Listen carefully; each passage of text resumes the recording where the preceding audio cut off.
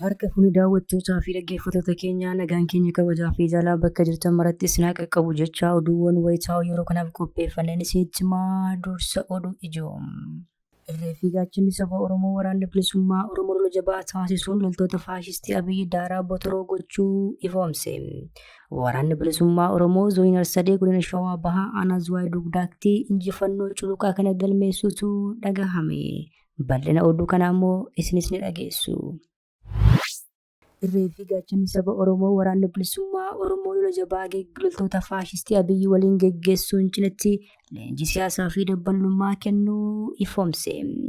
Tibbana ammoo waraanichi zoonii lixaatti miseensota isaa leenjii siyaasaa fi dabbalummaa kennaa fi ture haala ho'aa ta'een eebbisiiseera. Ergaa qondaalonni olaanoo waraanichaa dabarsan dabalatee dhimma kanatti odeessa bal'aa qopheeffanneerraa isin biraan geenya. Impaareettii keessatti hanqinni boba'aa mudachuun daballiin gatii geejjibaas taasifamuun wayitaa dheekkamsa guddaa kaasaa jirutti qondaalonni 18 poolisii federaalaatiin to'annaa jala oolfamuun ifoome. Konkolaataan utuu jiruun walitti bu'iinsa keessaa ni fayyadamne jechuun dhaadataa kan turan muummichi ministeeraa yaaddoo guddaa keessa seenuun akeekkachiisa dabarsaniiru. Boba'aa baasuu eegalleera jechuun sobaa muummichi ministeeraa kanaan dura paarlaamaa irratti dubbatanii fi eenyummaa qondaalota to'annaa jala oolanii bal'inaan isin biraan geenya. Hidhattoonni karaa nagaan qabsoomna jechuun diraamaa siyaasaa biltiginnaan qopheessuun goyoonfamanii galan ajjeefamaa jiraachuun ifoome. Kanaan dura loltoonni sanyii nagaasaa wajjin galan hedduun ajjeefamuu, hidhamuu, darramuu fi kaan bosonatti deebi'uu gabaasni turuun keenya ni yaadatama. Gabaasa bal'aa qopheeffanneerraa kanas ni dhageessu. Iraan hoggantonni lama jalaa ajjeefamuu hordofee misaa'ila haaraa isaa irratti dhokaasuu eegalte. Humni waraanaa Israa'el akka jedhutti Iraan misaa'ilota haaraa hedduu isaa irratti furguggisaa jirti. Haa ta'u malee Israa'el misaa'ilota kana sirna ittisa ishee fayyadamuudhaan qolachaa akka jirtu ifoomsite. Kanas inni balballoomsina. Odeeffannoo wayitaawaa impaareettii Oromiyaa keessaa yeroo yeroon argachuudhaaf tola YouTube chaanalii kanaa subscribe, like, share taasisaa jechaan gara oduu bal'inaan qopheeffanneetti sin dabarsa. Irreefi gaachanni saba Oromoo waraanni bilisummaa Oromoo lola jabaa taasisuun loltoota faashistii Abiyyi daaraa botoroo gochuu ifoomse. Waraanni bilisummaa Oromoo zoonii sadee godina Shawaa Bahaa aanaa Zuwaayee Dugdaatti injifannoo culuqaa kana galmeessuun dhagahame. Biltiginnaan dirree diimokiraasii cufuudhaan abbaa irrummaa dagaagsee erga impaareettii bulchuutti ka'ee gannoonni hedduun lakkaa'amanis diraamaa siyaasaa maqaa filannootiin geggeessuudhaaf jira. Irreefi gaachanni saba Oromoos loltoota sirnichaa maqaa filannootiin bobbaatee turte waliin guyyaa kaleessaa gaafa bitootessaa 16 bara 2026 aanaa Zuwaayee Dugdaa ganda waldaa qallenaatti lola jabaa taasisuun daaraa botoroo ishee taasiseera. Irreefi gaachanni saba Oromoo lola jabaa taasise kanaan humnoota faashistii Abiyyi 5 irraa ajjeesuun 4 madeessee qawwee akamaa 3 ammoo irraa hiikkachuu ifoomse. Irreefi gaachanni saba Oromoo lola jabaa loltoota faashistii Abiyyi waliin taasisuun cinatti leenjii siyaasaaf dabbalummaa kennuu ifoomse. Tibbana ammoo waraanichi zoonii lixaatti miseensota isaa leenjii siyaasaa fi dabbalummaa kennaafii ture haala ho'aa ta'een eebbisiiseera. Biltiginnaan waggaa 7 guutuu waboo balleessuuf dhaadataa qurxummicha qabuudhaaf uummata gogsuu qabna jechuun hawaasa nagaa fixaatus waraanichi garuu humna namaa fi meeshaa isaa cimsachuudhaan kutaalee Oromiyaa mara keessa tamsa'ee sirnicha kokkee qabuun fiixee kufaatirraan gaheera. Yeroo ammaa kana waboon sultaa fi sabbataatti lola geggeessuun masaraa sirnichaa jala gahuusaas akeekeera. Kun kanaan utuu jiruu tibbana ammoo miseensota isaa zoonii lixaatti walitti qabuun leenjii siyaasa dabbalummaa ijaarsa waraanaa fi uummataa irratti yeroo dheeraaf erga kennaafii ture booda haala ho'aa ta'een gaafa bitootessa 13 bara 2026 bakka qondaalonni olaanoo waraanichaa argamanitti eebbisiiseera. Leenjichi dabbalummaa ijaarsa waraanaa caasaa uummataa fi mata dureewwan biroo irratti xiyyeeffachuun haala gaariidhaan kan kennamaa ture yommuu ta'u naamusa ogummaa kan barbaaduu fi ga'ee gaafatama dabballeen ba'achuu qabu hanga wareegamaatti ba'uu kan kaayyeeffate ta'uun ammoo ibsameera. Sagantaa eebbaa kanarratti qondaalonni waboo jaalattichaa lammii fi jaalqeerransuun miseensota waboo dabbalummaan eebbifamaniif dhaamsa garaagaraa dabarsaniiru. Qondaalonni waboo kunneenis burjaajii namoonni maqaa ABO waboo dhahatanii uummata keenya keessatti uumaa jiran dhabamsiisuuf aantummaa saba keenyatti agarsiisuun naamusa loltuun bilisummaa tokko qabu raawwachuun dadhabbii fi mufii tokko malee halkaniif guyyaa dirqama qabsoon irraa eegamu kamiyyuu haamilee guutuun ba'uun dirqama keessan bahuu qabdu jechuun dhaamaniiru.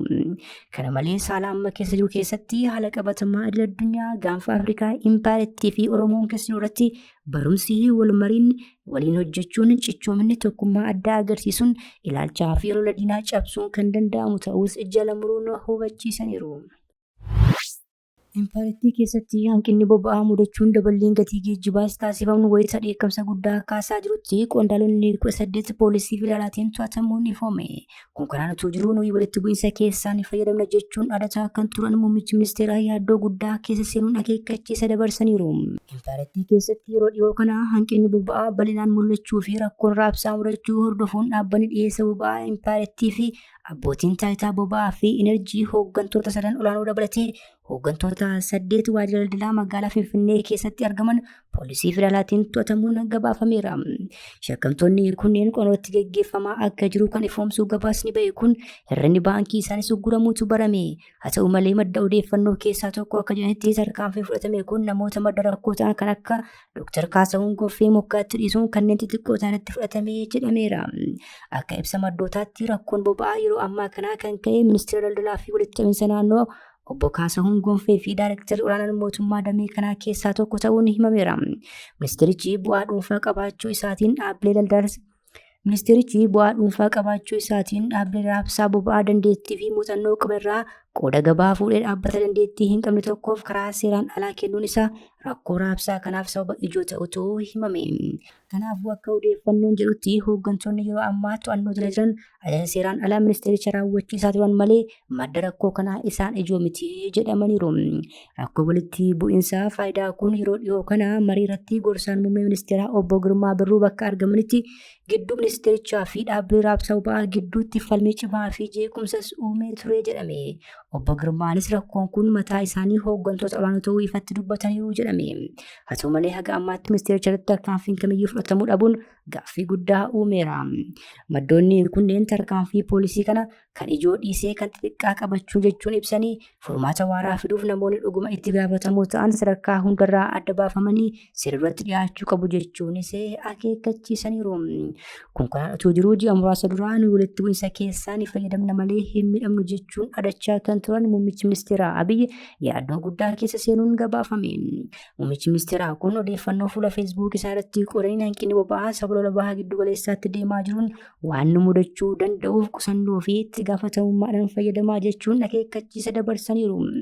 Walitti bu'iinsa keessaan fayyadamna malee hin miidhamnu erga jettanii isa kanaanoo maal fayyadamtu ture kan jedhu garuu gaaffii deebii barbaadudha. ከእያንዳንዱ ግጭት ኦፖርቹኒቲ ፈልቀን ማውጣት ነው የሚጠበቅብን እንጂ የመጣን ነገር በመፍራት አይሆንም። ሰላም ሲሆኑም ለነሱ ነው ትርፉ፣ ሲጋጩም ጉዳት ለነሱ ነው። Waggoota muraasa duras muummichi ministeeraa kun ija ashaboon dhiqatanii paarlaamaa irratti dhiyaachuudhaan innaa kabajamaa manni maree kun hojiitti deebi'u impaarettiin boba'aa oomishuun eegalti jechuun soba eegee hin qabne dubbachuun ni yaadatama. የተከበረው ምክር ቤት ለረፍት ወጥቶ ሲመለስ ኢትዮጵያ ለመጀመሪያ ጊዜ የጋዝ ምርት ለገበያ ታውላለች። ለምን አልተነገረም እስካሁን ሳንሰማ ቆየን ለሚለው እኛ መንግስት ነን፣ ሰርቶ አዳሪ ነን እንጂ አውርቶ አዳሪ አይደለም። Boba'aa oomishuun haafuutii impaarettiin deeggarsa bara wayyaanii boba'aaf taasifamaa tureyyuu haquudhaan gatii boba'aa dabaluun geejjiba uummataa irrattis daballee taasisteetti. Kunis madda mormii fi dheekkamsaa ta'uu danda'a jechuun sodaatamaa jira. Hidhattoonni karaa nagaa qabsoofna jechuun diraamaa siyaasaa biltiginnaan qopheessuun goyyoomfamanii galan ajjeefamaa jiraachuun ifoome. Kan duras loltoonni sanyii nagaasaa wajjin galan hedduun ajjeefamuu, hidhamuu, dararramuu fi kaan bosonatti deebi'uu gabaasnee turuun keenya ni yaadatama. Dhiyeenya kana qondaalli waraanaa raayyaa ittisaa impaarettii duraanii fi ajajaan humnoota faannoo Koloneel Faantahuun Mohabbaa fi kaapteen Masrashaa Seexxee biltiginnaatti argamanii turan. Yeroo sanatti Koloneel Faantahuun Mohabbaa yaada miidiyaalee biltiginnaatiif kennaniin qabsoo faannoon geggeessu Shaabiyaa fi TPLF'n ተሙ ሂመኒ turan ወይም ደግሞ ተጠልፋል። የተጠለፈውም በህወሓት በሻቢያና በግብጽ ነው። Atumalee gabaasni miidiyaan masraatti guyyaa har'aa qabatee bahee akka ifoomsutti loltoonni namoota kanaa wajjin hirkatan ajjeefamaa jiru. Gabaasichi akka ifoomsutti haga ammaatti loltoonni 3 akka ajjeefamanii fi kaan ammoo hidhaaf akka saaxilaman ifoomsa. Kanneen ajjeefaman kunneenis Koloneel Faantahuun Mohabbaa fi kaapteen Masrashaa Seexxee irratti qeeqa dhiyeessuu hordofee ajjeechaa kanaaf akka saaxilaman gabaasni bahee ifoomseera. Kana duras hidhattoonni sanyii nagaasaa wajjin galan lakkoofsaan 300 ol kan ta'an ajjeefamuu kanneen dhibbootaan lakkaa'aman irratti hidhaan umurii guutuu murteeffamuu kan ammoo gaabbuun waraana bilisummaatti Oromootti deebi'an harka kennachuu gabaasni ture. Iraan hoggantonni 2 jala ajjeefamuu hordofee misaa'ila haaraa Israa'elitti dhukaasaa jirti. Humni waraanaa Israa'el akka jedhutti Iraan misaa'ilota haaraa hedduu fayyadamaa jirti. Israa'el misaa'ilota kana sirna ittisaa ishee addaan kutuun qolachaa akka jirtus ibsiti. Miidiyaan mootummaa Iraan misaa'ilonni haaraan Iraan irraa gara xiyyaafannoo Israa'elitti dhukaafamuu gabaaseera. Waraanni Israa'el hoggaa nageenyaa Iraan Ali Laarjaanii fi Jeneraal Ajajaa Kutaa Milishaa Baasiij Iraan Gormeezzaa Solmaanii ajjeesuu beeksiseera. Qondaaltonni nageenyaa kun waggoota 6 garee milishaa Iraan walitti hidhata qabu hoogganaa ture jettee Israa'el gabaasa baafteen. Yoo xiqqaate miidiyaaleen Iraan 2 qondaaltonni nageenyaa olaanaa kana ilaalchisee odeeffannoo jiru ibsuuf akka jiran eeraniiru. Ministeerri raayyaa ittisaa biyya Israa'el Kaazii Ali Laarjaaniin du'eeraa jechuun ammoo ifoomsaniiru. Hoogganaan olaanaa Iraan Ayatollah Ali Al-Kaameenii otoo hin ajjeefamiin dura dhimma Iraan murteessuuf nama kana bakka buusanii turan. Ali Laarjaaniin kanneen Ameerikaan nama odeeffannoo waa'ee isaa kenneef $1 hedduu ramadde keessaa nama tokko ture. Kabajamtoota hordoftoota keenya oduu sa'aatii kanaaf qabannee dhiyaanne kana gaammaatti hordoftan ture. Oduu biraan hanga walitti deebinutti nagaa ta'a.